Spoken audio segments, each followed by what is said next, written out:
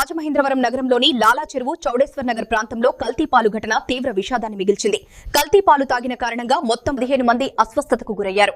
ఇప్పటి వరకు 5గురు మృతి చెందగా 8 మందికి కిమ్స్ ఆసుపత్రిలో, 3 చిన్నారులకు రెయిన్బో ఆసుపత్రిలో చికిత్స కొనసాగుతోంది. బాధితులను పరామర్శించిన టీకే విశ్వేశ్వరరెడ్డి మాట్లాడుతూ కేసు తీవ్రత దృష్ట్యా కిమ్స్ లో ఉన్న వారిని తక్షణమే ఎయిర్ అంబులెన్స్ల ద్వారా మంగళగిరి ఎయిమ్స్ కు తరలించాలని డిమాండ్ చేశారు.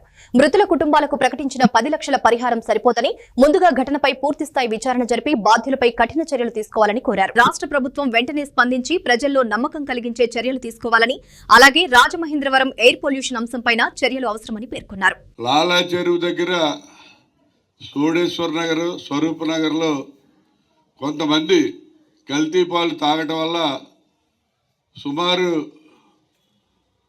15 మంది అస్వస్థతకు గురై కిడ్నీస్ డ్యామేజ్ అయిపోయి 5గురు చనిపోవడం జరిగింది. ఒక 8 మందిని కిమ్స్ హాస్పిటల్లో జాయిన్ చేశారు. వారి యొక్క పరిస్థితి కొంచెం తీవ్రంగా ఉంది.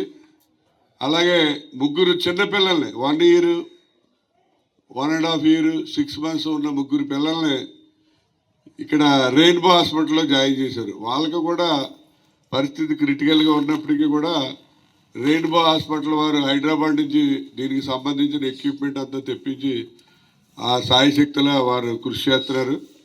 వారి ఎండి గారితో కూడా నేను మాట్లాడా. మేము చేస్తున్నాం సార్, పర్వాలేదు, పిల్లలు ఏదోలాగా బతికించే బాధ్యత తీసుకుంటామని చెప్పడం జరిగింది. కానీ కిమ్స్లో ఉన్నటువంటి 8 మంది పరిస్థితి కూడా చాలా క్రిటికల్గా ఉంది. మేము చాలా ట్రై చేస్తున్నామండి, అంతా దేవుడిదే అన్నట్టుగా అక్కడ ఉన్నటువంటి డాక్టర్స్తో నేను మాట్లాడా. డాక్టర్స్ చెప్పడం జరిగింది. వాళ్ళు ఏంటంటే తక్షణం వాళ్ళని ఈ అంబులెన్స్లో, అంటే ఈ మనకి ఎయిర్ అంబులెన్స్ అంతా ఎక్విప్మెంట్ అంతా పెట్టి మంగళగిరి ఎయిమ్స్కి తరలించాలని చెప్పి మేము డిమాండ్ చేస్తున్నాం. ఎందుకంటే ఇక్కడ పరిస్థితి ఎంతవరకు చేయగలరు అన్నది డాక్టర్స్ కూడా డౌట్ ఫీల్ అవుతున్నారు. కాబట్టి మంగళగిరి ఎయిమ్స్లో మొత్తం టోటల్ ఎక్విప్మెంట్ అంతా ఉంటుంది, అన్ని రకాలుగా ఫెసిలిటీస్ ఉంటాయి. కాబట్టి ఈ 8 మందిని కూడా అక్కడ షిఫ్ట్ చేస్తే వాళ్ళు క్షేమంగా ఉండటానికి అవకాశం ఉంది.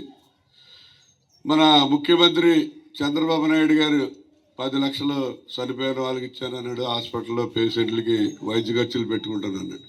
అసలు ఈ 10 లక్షలు ఇచ్చేసి అయిపోయింది మా పని, చేతులు దులిపేసుకున్నాం, లేకపోతే వైద్యం చేయించేస్తున్నాం అంటే అది కరెక్ట్ అయిన పద్ధతి కాదు. ఎందుకంటే అసలు ఈ కల్తీ అనేది అలా జరిగింది. మామూలుగా అందరూ పాలు తాగుతారు, పాలు పెరుగు తాగకుండా ఎవరు ఉండరు. సామాన్యంగా పాలు పెరుగు తాగుతారు.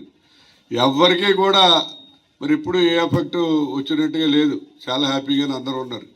కానీ పర్టికులర్గా గురించి, రాష్ట్రం గురించి తర్వాత మా రాజమండ్రి నగరానికి వచ్చినట్లయితే ఈ రాజమండ్రిలో మొన్న 6 రోజుల క్రితం పేపర్లో రాశారు, ఎయిర్ పొల్యూషన్ ఢిల్లీలో కంటే రాజమండ్రిలో ఎక్కువ ఉందన్నారు. అయ్యా, వచ్చే పుష్కరాలు 2027 ఒక సంవత్సరంలో పుష్కరాలు వస్తున్నాయి. మీరు ఎయిర్ పొల్యూషన్ చేసేసి ఎయిర్ పొల్యూషన్ కంట్రోల్ చేయకుండా ఇక వాటర్ పొల్యూషన్ ఎప్పటి నుంచో పోరాడుతున్నాం. వాటర్ పొల్యూషన్ రాజమండ్రిలో 65 MLD వాటర్నే ప్రజలకు పంపు చేసి వాటర్ ట్యాంకుల ద్వారా పంపిస్తారు. 60 MLD మళ్ళీ వెనక్కి తిరిగి వచ్చి గోదావరిలో కలుస్తుంది.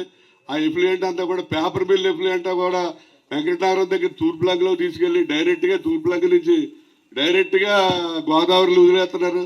మళ్ళీ మలమూత్రాలన్నీ కూడా సెప్టిక్ ట్యాంకుల ద్వారా కాదేరి ఇసుక ర్యాంపుల్లో కలిపేసి అవన్నీ కూడా వచ్చేసి ఇక్కడ వాటర్ వర్క్స్ దగ్గర మిక్స్డ్ ఫ్రూట్ జ్యూస్ అయిపోతే నేను జాయిన్ చేస్తున్నాను. మరి అన్ని జిల్లాల వారీగా, మండలాల వారీగా నాకు ఇచ్చిన యొక్క పోస్ట్ బాధ్యత నిర్వర్తించుకొని నేను కాంగ్రెస్ పార్టీలో వీళ్ళందరినీ కూడా జాయిన్ చేయడానికి సిద్ధపడుతున్నాను. ఎందుకంటే పాస్టుల పరంగా మా పాస్టులకి చాలా యొక్క అన్యాయం జరుగుతుంది. ఎందుకు అన్యాయం జరుగుతుందంటే గవర్నమెంట్లో డబ్బు ఉంది, పాస్టులకి డబ్బు ఉంది, కానీ దానికి కొంతమందికి మాత్రమే ఉపాధి పథకం అనేది వస్తుంది, అందరికీ కూడా రావట్లేదు.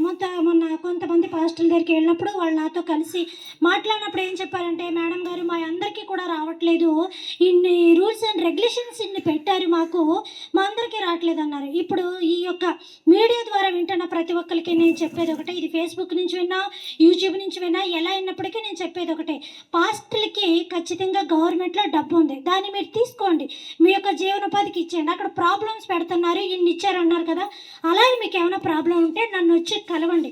సెల్లో నా యొక్క నెంబర్ ఉంటుంది, నన్ను కాంటాక్ట్ చేయండి. దాని ప్రాబ్లం ఏంటో చూసి మనం మాట్లాడి ఖచ్చితంగా మనం కలెక్టర్ గారిని కలిసి దాని విషయంలో మనం మీకు తగ్గ మేలు నేను చేయడం అనేది జరుగుతుంది. ఈరోజు అన్ని యొక్క జిల్లాల వారీగా మరి మండలాల వారీగా కూడా కాంగ్రెస్ పార్టీలో అందరూ చేరి ఈ పార్టీని బలోపేతం చేస్తున్నారు.